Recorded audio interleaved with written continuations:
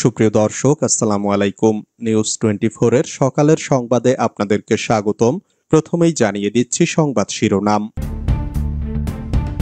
পালিয়ে গিয়েছিলেন ভারত, দেশে ফিরে গ্রেফতার আওয়ামী লীগের দুই নেতা। মোদিকে ছুঁড়ে ফেলার বিকল্প নেই, মন্তব্য শারজিস আলমের। আমি বৈষম্যের শিকার, আদালতে বললেন ব্যারিস্টার সুমন। বিজিবি সদস্যদের চাকরিতে পুনর্বহালের দাবি, শিক্ষা ভবনের সামনে পুলিশের লাঠিচার্জ ও সাউন্ড গ্রেনেডে আহত 7। পাল্টা শুল্ক 3 মাস স্থগিতের অনুরোধ করে ডোনাল্ড ট্রাম্পকে চিঠি দিলেন প্রধান উপদেষ্টা। যুক্তরাষ্ট্রে বাংলাদেশের রফতানি কমবে না বাড়বে, জানালেন প্রেস সচিব।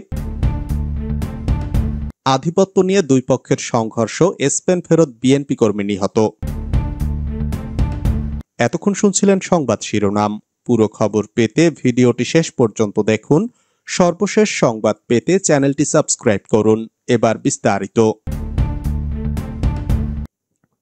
পালিয়ে গিয়েছিলেন ভারত, দেশে ফিরে গ্রেফতার আওয়ামী লীগের দুই নেতা। রাজধানীর শান্তিনগর এলাকা থেকে ভারত ফেরত আওয়ামী লীগ ও যুবলীগের দুই নেতাকে গ্রেফতার করেছে পুলিশ। রোববার রাতে তাদের গ্রেফতার করা হয়। সোমবার রাতে পল্টন থানার ভারপ্রাপ্ত কর্মকর্তা নাসিরুল আমিন জাগো নিউজকে এ তথ্য নিশ্চিত করেন।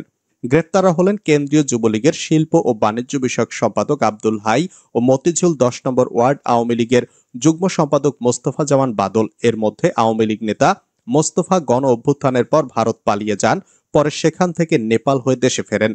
সোমবার রাতে এ বিষয়ে পল্টন থানার ভারপ্রাপ্ত কর্মকর্তা নাসিরুল আমিন জাগো নিউজকে বলেন, ভারত থেকে নেপাল হয়ে গ্রেপ্তার দুই নেতা বাংলাদেশে আসেন।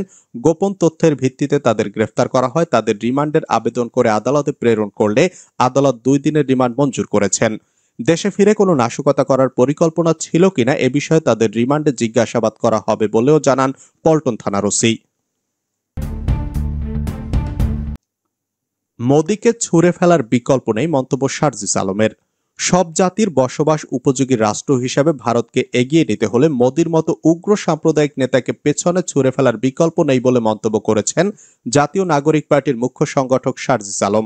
সোমবার বিকালে নিজের ভেরিফাইড ফেসবুক পেজে এক পোস্টে এই মন্তব্য করেন তিনি। শারজিস আলম লিখেছেন, ভারতের রাষ্ট্রপতি দ্রৌপদী মুর্মুর সম্মতিক্রমে ওয়াকফ বিলটি আজ আইনে পরিণত হয়েছে। এর মধ্য দিয়ে ভারতে আরেকটি কালো আইন তৈরি হলো। উগ্র সাম্প্রদায়িক হিন্দুত্ববাদী নরেন্দ্র মোদী নিজেকে আরো উগ্র সাম্প্রদায়িক হিসাবে প্রমাণ করলো এবং রাষ্ট্র হিসাবে ভারতের অবস্থান আরো প্রশ্নবিদ্ধ করলো। গণতান্ত্রিক, ধর্মনিরপেক্ষ এবং সব জাতির বসবাস উপযোগী রাষ্ট্র হিসাবে ভারতকে এগিয়ে নিতে হলে মোদির মতো উগ্র সাম্প্রদায়িক নেতাকে পেছনে ছুঁড়ে ফেলার বিকল্প নেই। আমি বৈষম্যের শিকার, আদালতে ব্যারিস্টার সুমন। বৈষম্য বিরোধী ছাত্র আন্দোলনে হামলার অভিযোগে করা মামলায় হবিগঞ্জ 4 আসনের সাবেক সংসদ সদস্য ব্যারিস্টার সৈয়দ সাইদুল হক সুমনের জামিন নামঞ্জুর করে কারাগারে পাঠিয়েছেন আদালত। সোমবার বিকালে senior judicial magistrate Kamrul Islam জামিন শুনানি শেষে এ আদেশ দেন। পরে হবিগঞ্জ আদালত প্রাঙ্গণে ব্যারিস্টার সুমন সাংবাদিকদের বলেন, 6টি হত্যা মামলায় সাবের হোসেন চৌধুরী জামিন পান, আর আমি 323 ধারায় কাউকে আঘাত করার মামলায় 5 মাস ধরে জামিন পাচ্ছি না। আমি বৈষম্যের শিকার, এ বিষয়ে প্রধান বিচারপতির দৃষ্টি আকর্ষণ করছি। এর আগে বেলা 2:30টার দিকে জেলা কারাগার থেকে তাকে আদালতে আনা হয়। তার হাত পেছনে নিয়ে হাতকড়া পরানো ছিল। আদালতের হাজিরা শেষে বিকাল 4:15টার দিকে আবার কারাগারে নেওয়া হয়। বিজিবি সদস্যদের চাকরিতে পুনর্বহালের দাবি, শিক্ষা ভবনের সামনে পুলিশের লাঠিচার্জ ও সাউন্ড গ্রেনেডে আহত 7। বিজিবি সদস্যদের চাকরিতে পুনর্বহালের দাবিতে রাজধানীর শিক্ষা ভবনের সামনে আন্দোলনকৃতদের উপর পুলিশের লাঠিচার্জ ও সাউন্ড গ্রেনেডে 7 জন আহত হয়েছেন। সোমবার দুপুর 2:15টার দিকে পুলিশের ব্যারিকেড ভেঙে মিছিল নিয়ে এগিয়ে যাওয়ার সময় এ ঘটনা ঘটে। আহত ইসমাইল হোসেন বলেন, আমাদের চাকরিতে পুনর্বহালের দাবিতে শিক্ষা ভবনের সামনে মিছিল নিয়ে পুলিশে ব্যারিকেডের কাছে যাওয়া মাত্রই লাঠিচার্জ করে। এতে অনেকে আহত হন। তারা ঢামেক হাসপাতালে চিকিৎসা নিচ্ছেন। ঢামেক হাসপাতাল পুলিশ ক্যাম্পের ইনচার্জ মোহাম্মদ ফারুক বিষয়টি নিশ্চিত করে বলেন, শিক্ষা ভবনের সামনে থেকে আহত হয়ে 7 জন এসেছেন, তাদের চিকিৎসা দেয়া হচ্ছে। পাল্টা শুল্ক 3 মাস স্থগিতের অনুরোধ করে ডোনাল্ড ট্রাম্পকে চিঠি দিলেন প্রধান উপদেষ্টা। যুক্তরাষ্ট্রের বাজারে বাংলাদেশি পণ্যে 37% পাল্টা শুল্ক আরোপ 3 মাসের জন্য স্থগিত করার অনুরোধ করেছেন প্রধান উপদেষ্টা অধ্যাপক মোহাম্মদ ইউনূস।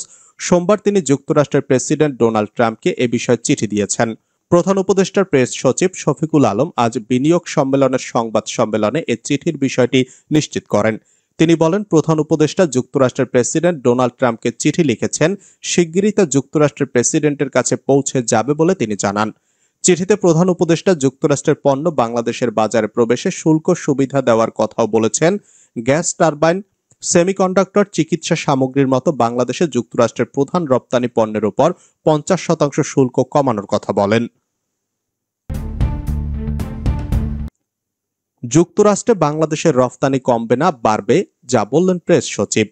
অন্তর্বর্তী সরকারের প্রধান উপদেষ্টার প্রেস সচিব শফিকুল আলম বলেছেন, আমরা এমন কিছু পদক্ষেপ নিব যাতে বাংলাদেশের রফতানি যুক্তরাষ্ট্রে কমবে না, বাড়বে। সোমবার রাজধানীর ইন্টারকন্টিনেন্টাল হোটেলে প্রেস ব্রিফিংকালে তিনি কথা বলেন। যুক্তরাষ্ট্রে তৈরি পোশাকের রপ্তানি আদেশ স্থগিত হচ্ছে সাংবাদিকদের এক প্রশ্নের জবাবে শফিকুল আলম বলেন, আমার মনে হয় এগুলো শর্ট টাইম, এগুলোতে প্যানিক হওয়ার কিছু নেই। তিনি বলেন, গতকালকে ব্যবসায়ীদের সঙ্গে খুবই ভালো একটি মিটিং হয়েছে। সেখানে বিজিএমই এর সাবেক সভাপতি ফারুক হাসান, বিকেএমই নির্বাহী সভাপতি মোহাম্মদ হাতেম সহ অন্যান্যদের মধ্যে তপন চৌধুরী, নাসিম মঞ্জুর, লুবানা হক উপস্থিত ছিলেন।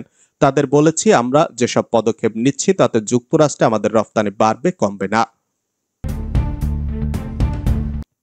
আধিপত্য নিয়ে দুই পক্ষের সংঘর্ষ, স্পেন ফেরত বিএনপি কর্মী নিহত। আধিপত্য বিস্তারকে কেন্দ্র করে লক্ষ্মীপুরের রায়পুরে কৃষক দল ও স্বেচ্ছাসেবক দলের নেতাকর্মীদের মধ্যে সংঘর্ষে বিএনপির এক কর্মী নিহত হয়েছেন। নিহতের নাম সাইজুদ্দিন দেওয়ান। এ সময় 3টি বসতবাড়িতে হামলা, ভাঙচুর, লুটপাট এবং অন্তত 15 জনকে পিটিয়ে কুপিয়ে আহত করা হয়। সোমবার বিকেলে উপজেলার উত্তর চরবংশী ইউনিয়নের বেরি ও বাবুরহাট এলাকায় এ ঘটনা ঘটে। নিহত বিএনপি কর্মী সাইজুদ্দিন উত্তর চরবংশী ইউনিয়নের চর ঘাসিয়া গ্রামের বাসিন্দা। তিনি 3 মাস আগে স্পেন থেকে দেশে আসেন। তার মরদেহ লক্ষ্মীপুর সদর হাসপাতাল মর্গে রাখা হয়েছে। দেশজুড়ে ট্রান্সকমের পণ্য বর্জনের ডাক, কেএফসি বাটার দোকান ভাঙচুর। ফিলিস্তিনের গাজায় ইসরায়েলি বর্বরতার প্রতিবাদে রাজধানী সহ সারা দেশে বিক্ষোভ মিছিল করা হয়েছে। বিভিন্ন ব্যানারে বিক্ষোভ সমাবেশ করেছেন জনতা। এসব সমাবেশ ও বিক্ষোভ থেকে দেশে ইসরায়েলি পণ্য সরবরাহকারী গ্রুপ ট্রান্সকমের পণ্য বর্জনের ডাক দেওয়া হয়েছে। বিক্ষোভ মিছিল থেকে কেএফসি, পিৎজা হাট, পেপসি ও 7-আপের মতো কিছু পণ্যের আউটলেটে ইটপাটকেল ছোড়া হয়েছে। সোমবার সারা বিশ্বে the world stops for Gaza কর্মসূচি পালিত হয়েছে। নো ওয়ার্ক নো স্কুল কর্মসূচি হিসাবে ক্লাস পরীক্ষা বর্জন করেছেন বিভিন্ন স্কুল, কলেজ ও বিশ্ববিদ্যালয়ের শিক্ষার্থীরা। ফিলিস্তিনের মাটিতেও একদিন জুলাই আসবে। জাতীয় নাগরিক পার্টির সদস্য সচিব আক্তার হোসেন বলেছেন, বাংলাদেশে যেমন জুলাই বিপ্লব ঘটে গেছে, তেমনি ফিলিস্তিনের মাটিতেও একদিন জুলাই আসবে। সোমবার রাতে নিজের ফেসবুক আইডিতে দেওয়া এক পোস্টে কথা বলেন তিনি। আক্তার বলেন, যতদিন পর্যন্ত ফিলিস্তিনের স্বাধীনতা না আসে, ফিলিস্তিনকে স্বাধীন রাষ্ট্র হিসাবে স্বীকৃতি না দেওয়া হয়, ফিলিস্তিনের মানুষরা গণহত্যা থেকে মুক্তি না পায়, ততদিন পর্যন্ত ইসরায়েলের সঙ্গে বাংলাদেশের কোনো বন্ধুত্ব হতে পারে না। ভারত প্রসঙ্গে তিনি বলেন, ভারত সরকার যে ষড়যন্ত্র বাস্তবায়নের পথ উন্মুক্ত করেছে, এনসিপির পক্ষ থেকে আমরা এর নিন্দা জানাই। আমরা মনে করি ওয়াকফ সংশোধনী বিল নিতান্তই বৈষম্যমূলক এবং ভারতের মুসলমানদের জন্য নিপীড়নের আরেকটি পথকে উন্মোচন করা হয়েছে। ভারতের মুসলমান ও গণতন্ত্রকামী শক্তিগুলো এই বিলের বিরুদ্ধে ভারতের বিভিন্ন জায়গায় বিক্ষোভ এবং প্রতিবাদ কর্মসূচি পালন করেছে। সেসব কর্মসূচির প্রতি আমরা সংহতি জানাই।